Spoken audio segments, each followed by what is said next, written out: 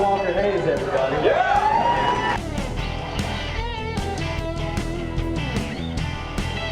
We got a motor. We're taking to Daytona in February.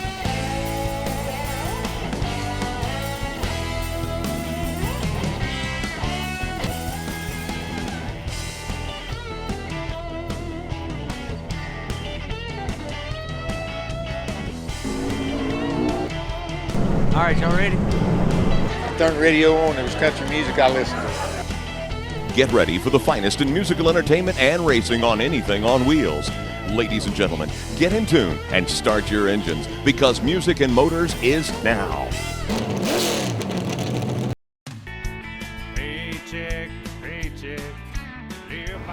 Welcome to Music and Motors and Music City, USA.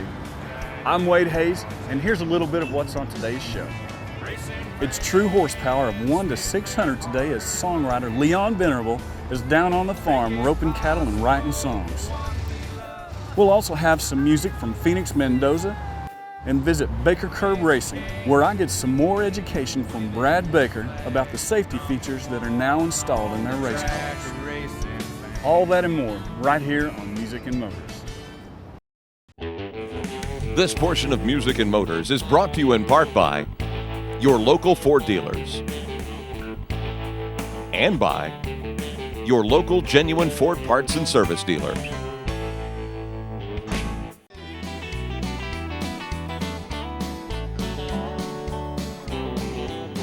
You're watching Music and Motors.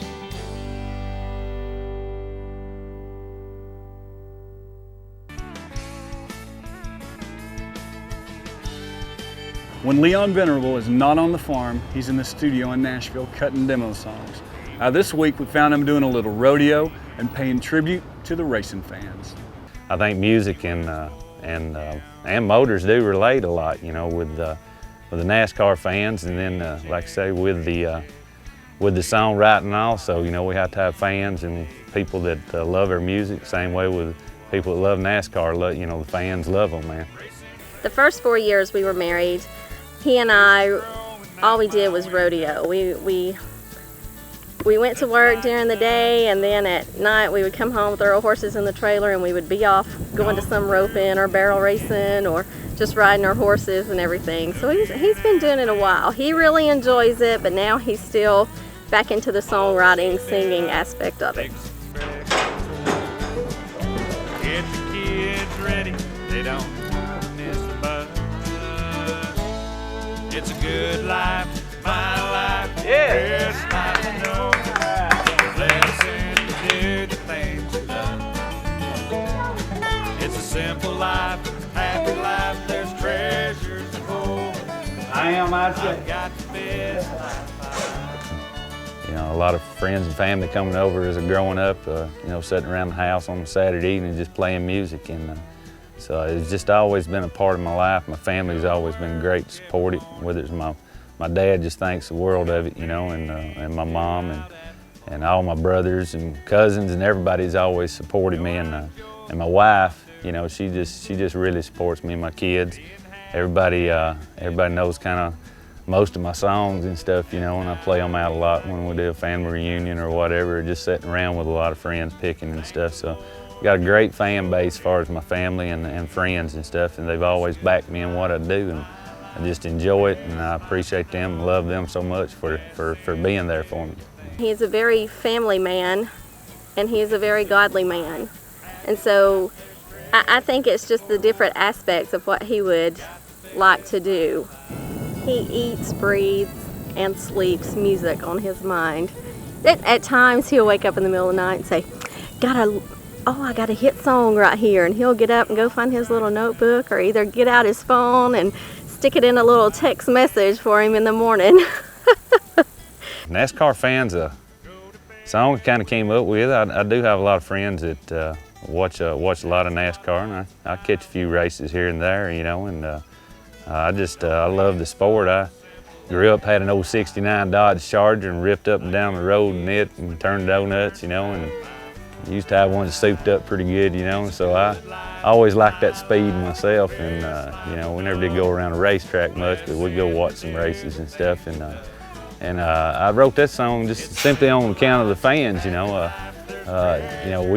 in music or racing, either one, we get to do what we love to do, and the fans support us by buying our CDs or coming to watch a car race, or a NASCAR race, or even a small round track on a dirt track or whatever. They're the reason we do what we do and love what we do. She works for the county and she teaches.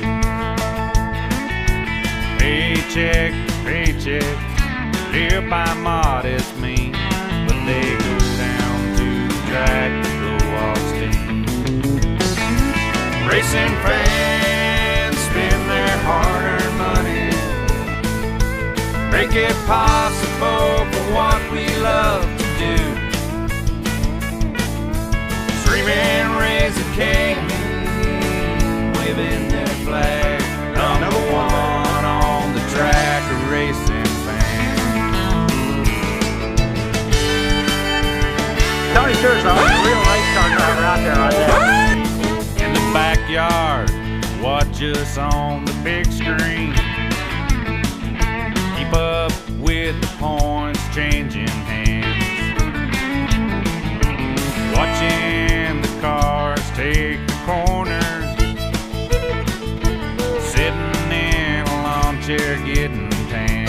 I am going to do the Richard Petty Stool. Racing fans spend their hard-earned money, make it possible for what we love to do. Streaming, raising cane, waving their flags, number one on the track, a racing fan. I would love to. I would love to drive a race car. Me and my wife go to a lot of, we go to the Lowe's every year now. We go to Atlanta and Bristol. Tony Stewart. Come from the country, buying tickets, t-shirts and hats. Toting kids, dragging coolers. We love them, everyone, racing fans. Racing fans spend their hard-earned money, make it possible for what we love to do. This right here is my second race. Screaming, raising cane, waving their flag, number one on the track, the racing fans. Yeah, number one on the track, the racing fans. I love racing. That's how I met him. So, and I like Rick Crawford. So, I think he's a nice man.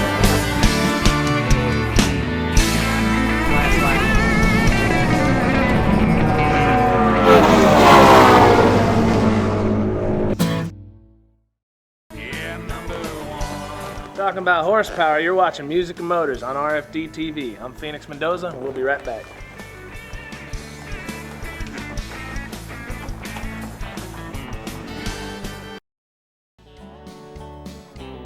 You're watching Music and Motors. Now, I went to the Baker Curb Racing facility to get an education from car owner Gary Baker and driver Brad Baker about the importance of sponsorship. Now we'll get a close-up look at the Ford Fusion race cars. Wow, Baker Curb Racing. Man, this place is incredible. Yeah, all these guys have put a lot of work into this place. They work on it every day, keeping it clean, but they put a couple months into getting the shop ready. It's extremely clean. And when I'm watching a race, I always hear about the wedge adjustment. What is that? I mean, are they putting lemon wedges in there? What's the deal? Actually, these cars, the chassis floats on 4 springs. Right. And those 4 springs, we can adjust the compression on those springs to adjust how the chassis sits on the tires. So that's what they're talking about is, and then just put a wrench into the wedge bolt just like this, and turn it, and that puts more compression on the spring, which lifts up this left rear and puts more pressure on the left front tire. Wow. So and vice versa if you're taking the wedge out. And you can also change the weight from the left rear to the right front. Huh. Amazing.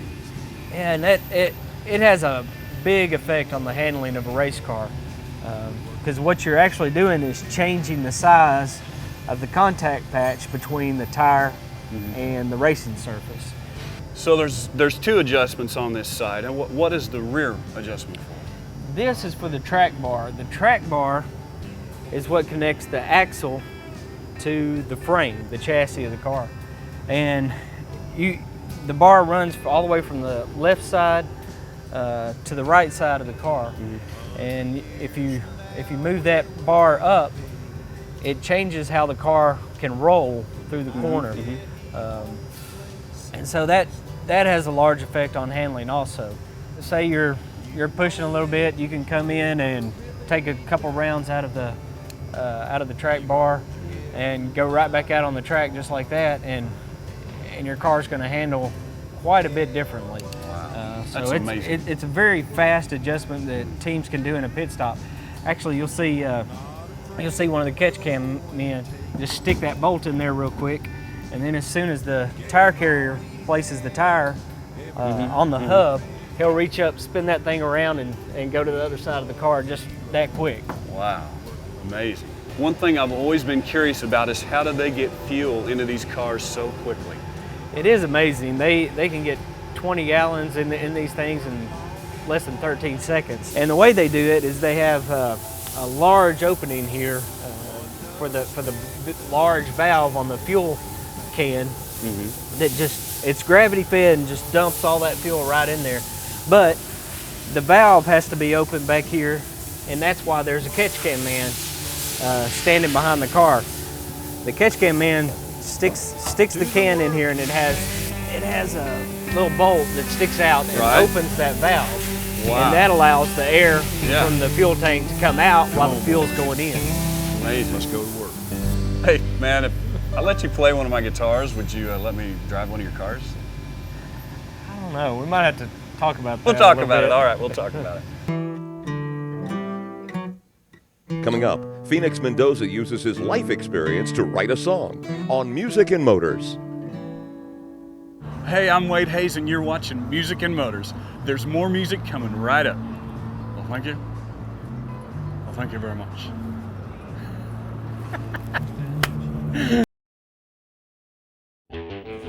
This portion of Music and Motors is brought to you in part by your local Ford dealers and by your local genuine Ford parts and service dealer. A publishing deal can help an artist make a living while honing his craft. Now, Phoenix Mendoza has had the benefit of one for some time now. Now, Phoenix is on the right track, but it's still a gamble and a waiting game. Ladies and gentlemen, welcome to the life of songwriter Phoenix Mendoza.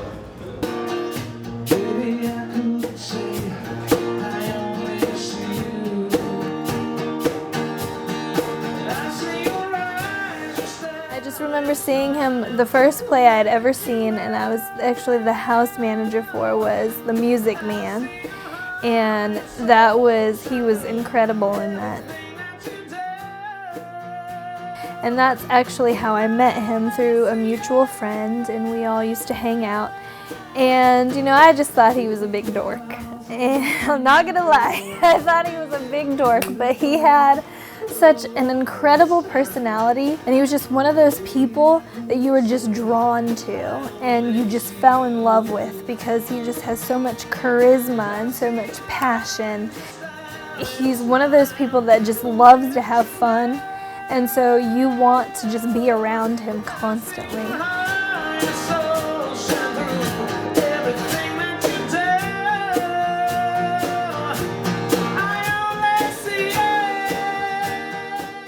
One, he's a great singer and he's a great songwriter, and but he's not like anybody else.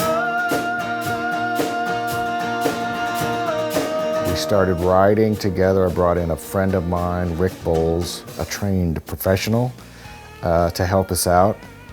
And I would say we wrote about 3 or 4 songs, really good songs, but then he came in one day and he said, I've got this idea that I've been saving. It came about, I was in Arizona, living in Arizona, I want to say 2000, and it was Father's Day. And there was a program on the radio, and the disc jockey came on and said, "We want you to call in and tell us why your father is the best father this Father's Day."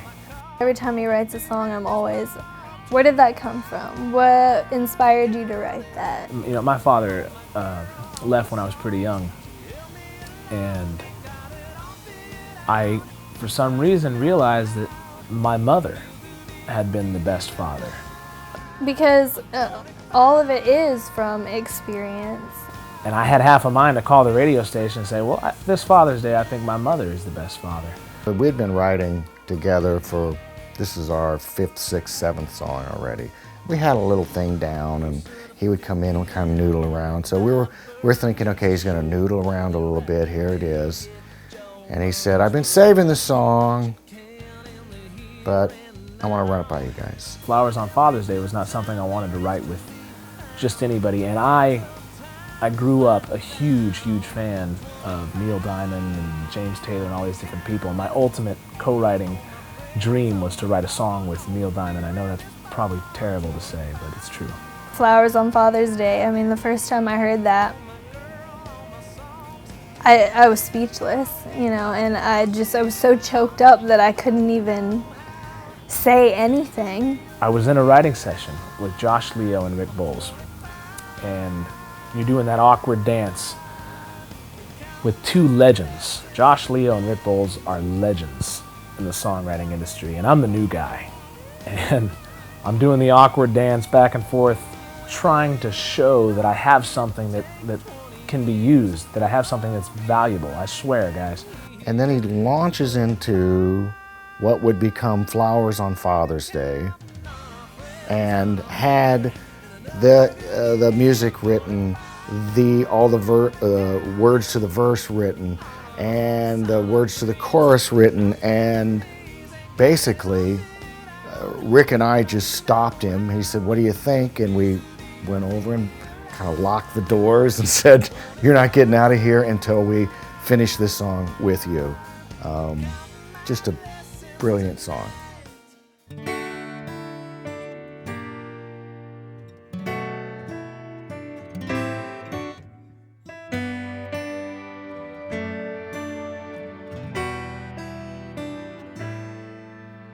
Far as I know, far back as I go, it's just been my mama, my brothers and me.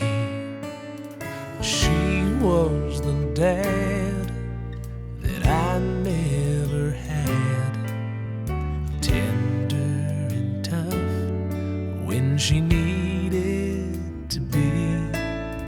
She was the steady one, loved us more than anyone, for all that she's ever done each year. Oh, I bring her flowers on Father's Day to tell her what I can't say. I am who I am today because of her love. I'll show her in my own way the difference she's made with flowers on Father's Day.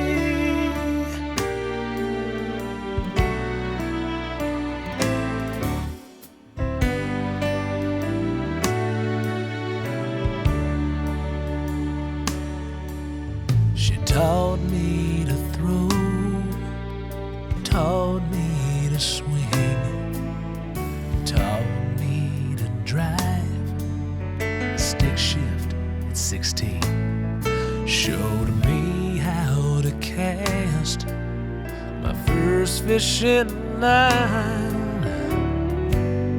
When I got in trouble, well, she tanned my hide. For all that she is to me, for all that she's given me, it may be a simple thing, but each year, oh, I bring her flowers on Father's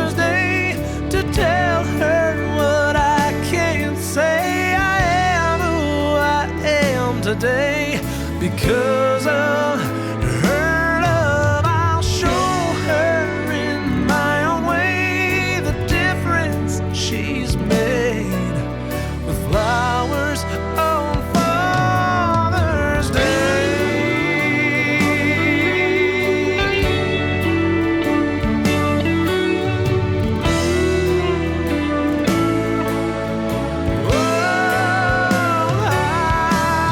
I'll show her in my own way the difference she's made with flowers on Father's Day.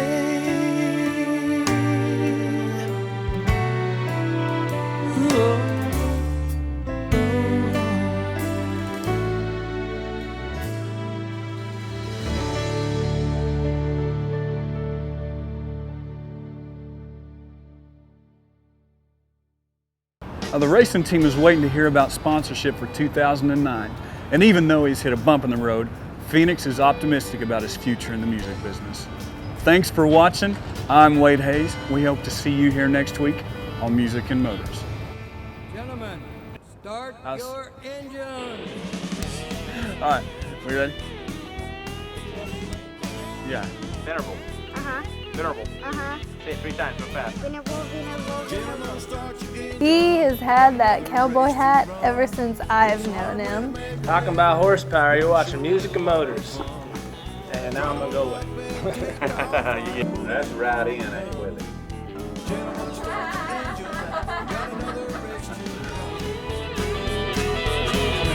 Boogity, boogity, boogity.